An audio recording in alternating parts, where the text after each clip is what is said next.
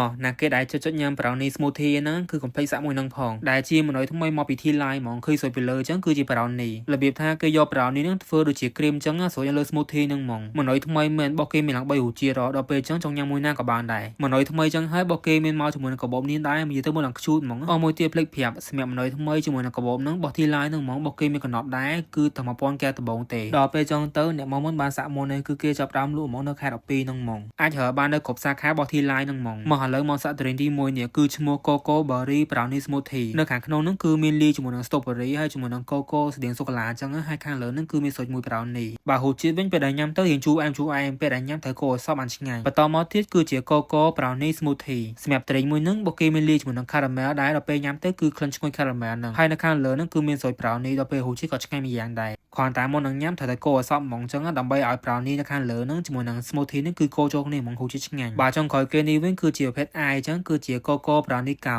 បាទណាគេឲ្យចង់ញ៉ាំ smoothie ទេគឺឲ្យសាក់មួយនេះបានអញ្ចឹងគឺជាប្រភេទ i មុននឹងញ៉ាំគឺកុំភ្លេចកូរចូលគ្នាផងអញ្ចឹងដើម្បីឲ្យ brownie ខាងលើហ្នឹងជាមួយនឹង coco នៅខាងក្រោមហ្នឹងគឺចូលជាតិគ្នាហ្មងឆ្ងាញ់ចុងក្រោយគេនេះវិញគឺជាកាបូបរបស់ T line ដែលគេរៀនចង់ចេញថ្មីហ្មងសម្រាប់ប្រភេទកាបូបហ្នឹងរៀង special ទីអញ្ចឹងបើសិនជាណាគេចង់បានអាចឆែកតាមដានក្នុង page របស់ T line បានគឺគេនឹងប្រាប់ថាធ្វើម៉េចបានកាបូបហ្នឹង